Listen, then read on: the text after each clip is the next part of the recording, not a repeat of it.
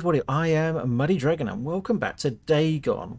So if you're new, please consider subscribing to the channel, smash that like button, hit the bell to be informed whenever I bring out a new video. So this is based on a story by H.P Lovecraft. If you don't know, he did amazing stories a very long time ago. So he's no longer with us. But yeah, his works include Cthulhu. So yeah, if you enjoyed that, you'll enjoy this as one of his many creations. And he was absolutely an amazing author. I've got his complete works. That it was merely a gigantic piece of stone, I soon assured myself. But I was conscious of a distinct impression that its contour and position were not altogether the work of nature. Yeah, no shit. A closer scrutiny filled me with sensations I cannot express. For despite its enormous magnitude, and its position in an abyss which had yawned at the bottom of the sea since the world was young, I perceived beyond a doubt that the strange object was a well-shaped monolith.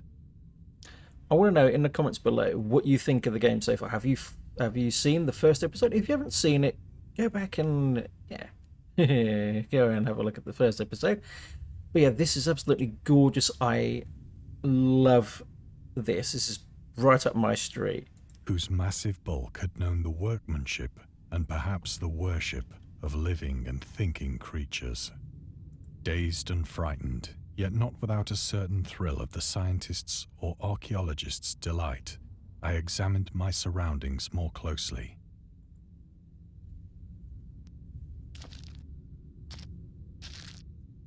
As you can see, it is pretty much a point-and-click adventure. The moon, now near the zenith, shone weirdly and vividly above the towering steeps that hemmed in the chasm, and revealed the fact that a far-flung body of water flowed at the bottom, winding out of sight in both directions and almost lapping my feet as I stood on the slope.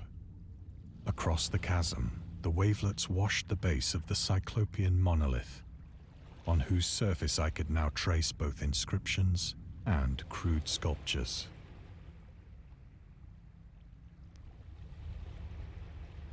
The writing was in a system of hieroglyphics unknown to me and unlike anything I'd ever seen in books. Right there in the middle of it, the thing with the octopus face does certainly look like Cthulhu.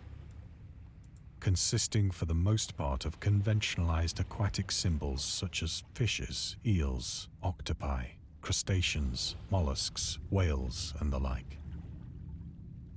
Several characters obviously represented marine things which are unknown to the modern world. Down the bottom we've got the lionfish, we've got an octopus there, we've got some sort of thing that possibly is Cthulhu. But whose decomposing forms I had observed on the ocean-risen plain. It was the pictorial carving, however, that did most to hold me spellbound.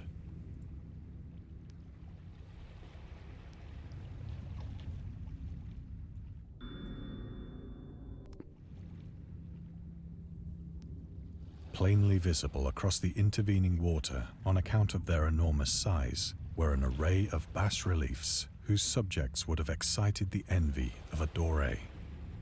I think that these things were supposed to depict men, at least a certain sort of men, though the creatures were shown disporting like fishes in the waters of some marine grotto, or paying homage at some monolithic shrine which appeared to be under the waves as well. Of their faces and forms I dare not speak in detail, for the mere remembrance makes me grow faint. Grotesque beyond the imagination of a Poe or a Bulwer. They were damnably human in general outline, despite webbed hands and feet, shockingly wide and flabby lips, glassy, bulging eyes, and other features less pleasant to recall. Curiously enough, they seem to have been chiseled badly out of proportion with their scenic background. For one of the creatures was shown in the act of killing a whale, represented as but little larger than himself. I remarked, as I say, their grotesqueness and strange size, but in a moment decided that they were merely the imaginary gods of some primitive fishing or seafaring tribe, some tribe whose last descendant had perished eras before the first ancestor of the Piltdown or Neanderthal man was born.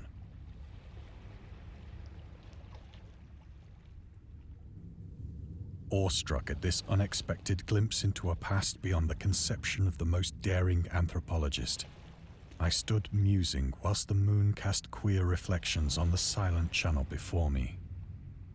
Then, suddenly, I saw it. With only a slight churning to mark its rise to the surface, the thing slid into view above the dark waters. Vast, Polyphemus-like and loathsome, it darted like a stupendous monster of nightmares to the monolith, about which it flung its gigantic scaly arms, the while it bowed its hideous head and gave vent to certain measured sounds. I think I went mad then. Shit. Of my frantic ascent of the slope and cliff, and of my delirious journey back to the stranded boat, I remember little.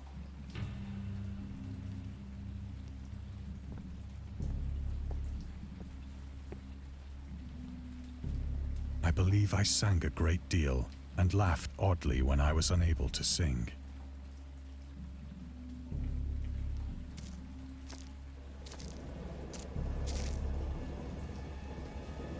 I have indistinct recollections of a great storm sometime after I reached the boat.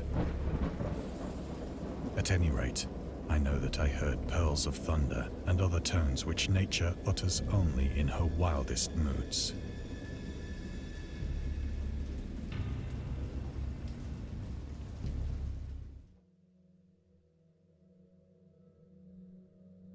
When I came out of the shadows, I was in a San Francisco hospital. Brought thither by the captain of the American ship which had picked up my boat in mid-ocean. In my delirium, I had said much, but found that my words had been given scant attention. Of any land upheaval in the Pacific, my rescuers knew nothing, nor did I deem it necessary to insist upon a thing which I knew they could not believe.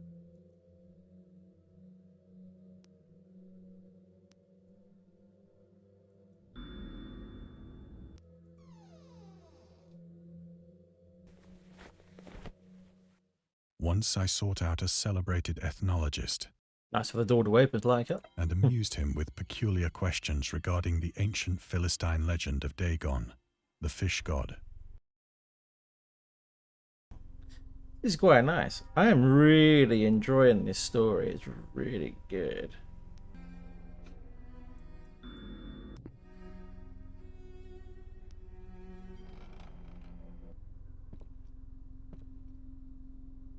But soon perceiving that he was hopelessly conventional, I did not press my inquiries.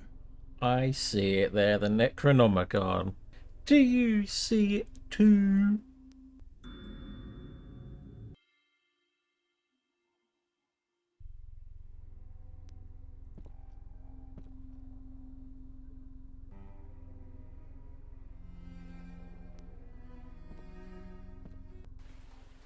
It is at night, especially when the moon is gibbous and waning, that I see the thing.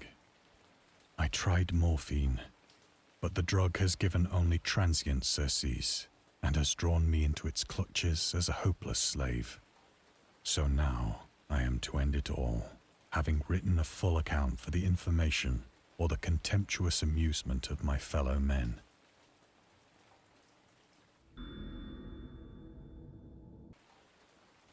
I think that's all the stuff. Just got our Often, stuff I here. ask myself if it could not all have been a pure phantasm, a mere freak of fever, as I lay sun-stricken and raving in the open boat, after my escape from the German man-of-war. This I ask myself, but ever I cannot think of the deep sea without shuddering at the nameless things that may at this very moment be crawling and floundering on its slimy bed, worshipping their ancient stone idols and carving their own detestable likenesses on submarine obelisks of water-soaked granite.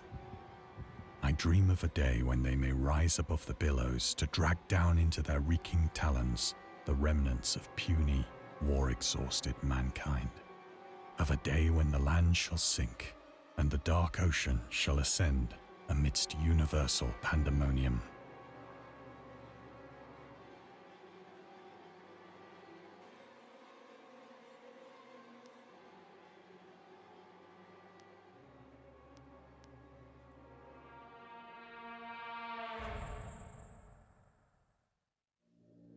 The end is near. I hear a noise at the door, as of some immense slippery body lumbering against it.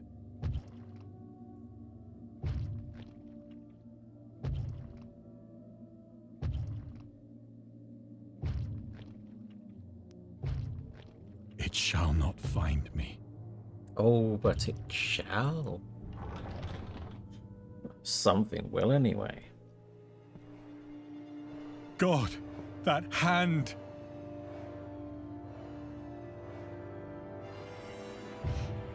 The window! The window!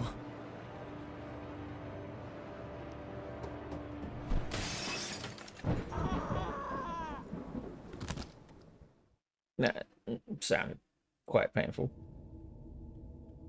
Well, there we go. That's the end of Dagon. Yeah, that was really nice and fun. Short story, short game, great fun. So yeah, once again, if you're new here, please consider subscribing to the channel, smash like and hit that bell button to be informed whenever I'm bringing out a new video, and I'll see you all again next time. Bye for now.